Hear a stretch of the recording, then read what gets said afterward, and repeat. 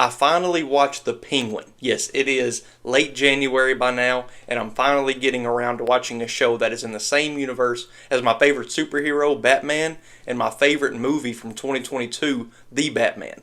And it also came out 4 months ago in September, and I just now watched it. First off, there will be spoilers in this video, so don't wait around like I did. Go ahead and watch it, and then come back to this video so you don't get anything spoiled from you. But it is also 4 months since then, so you probably have stuff spoiled already like I did. But just in case, go ahead and watch it. So the show follows Oswald Cobb, also known as the Penguin, also known as Colin Farrell. I still don't know how that is Colin Farrell under all that makeup and prosthetics and just the suit he's wearing and stuff, but it is him. It's unbelievable. He's trying to take over the underground drug world of Gotham now that the former drug lord and just overall terrible guy, Carmine Falcone, is gone.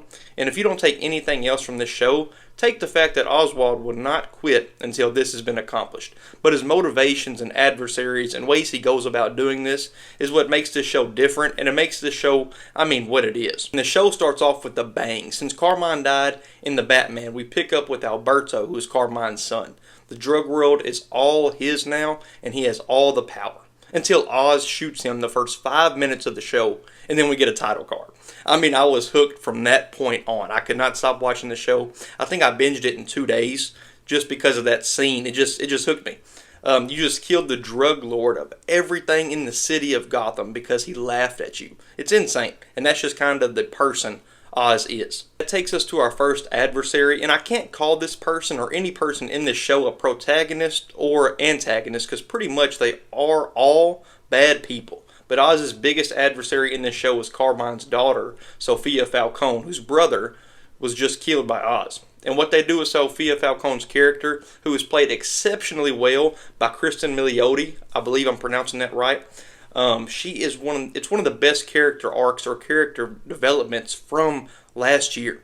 The way the show makes the audience view her at the start of the show to the middle of the show to the very end, it's just amazing character work. Sophia Falcone is also known as the Hangman because she was convicted of killing several women by hanging them and then killed a woman in Arkham Asylum where she was just recently released from. So she's a pretty big threat, and they just portray her as a loose cannon, which she definitely can be. And the cat and mouse game between these two, it's just awesome. We get a lot of scenes with these two characters together, and the dialogue and the mannerisms between them, whether you don't know who trusts who or if we're getting tricked as an audience, it's just so fascinating, and I was pretty enthralled during all of those scenes. My favorite episode from the whole show is episode 4, where all our thoughts and how we look at Sophia are just turned upside down. We get flashbacks, and usually I hate flashbacks. I cannot lie. In movies and shows, whenever they just go too far with flashbacks, it just gets old to me, but man, this show does it right, and they had to do it. We get flashbacks of what really happened all those years ago when those women were hung and who actually was responsible for them.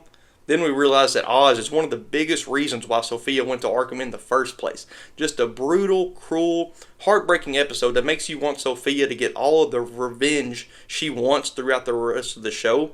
And she does just that. Like I said about episode 4 with Sophia, how the audience's views on her are just completely shifted. Well, the same thing happens to Oz throughout this whole show.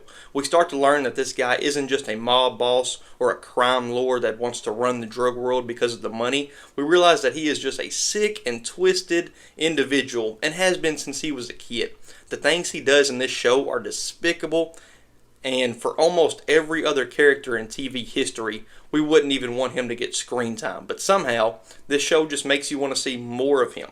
It makes you almost want to root for him until he does certain things. It is so good at not portraying Oz or Sophia as antagonists or protagonists, and just kind of gives the audience the freedom to pick what they like out of the characters and what they do not like. This is what made me really love the show. My biggest issue with the show is the Vic storyline. They show us his pretty normal past that got brutally upended with what the Riddler did in The Batman in 2022, and how all of his family and most of his friends died in the bombing. Oz kind of puts him under his wing, I guess, if you want to call a criminal holding a kid pretty much hostage, if you want to call that putting him under his wing. But Vic starts to really like Oz and even enjoys the criminal world for a bit, all because he wants to be somebody and he just wants respect from Oz. And after a full 8-episode journey with the character of Vic, We see his highs, his lows, and how he messes things up sometimes, but then he learns from them and starts taking care of business like Oz needs him to. And then the last 10 minutes of the show, Oz just chokes him to death after Vic pretty much saved his life during the drug deal. It was just a bad ending for the character in my opinion, and they could have done a lot more with Vic. Another thing I want to touch on is the mind games that this show does. Oz is the king of mind games. The way he tricks Sophia into thinking someone else in her family killed her brother, making her go down several paths, and it ultimately leads her into trying to kill someone in her family for the murder, and ultimately she does kill someone, a member of her security team that did absolutely nothing and was very loyal to her. The charm, the charisma, and the confidence that Oz displays to everyone makes you root for him and trust him in so many situations.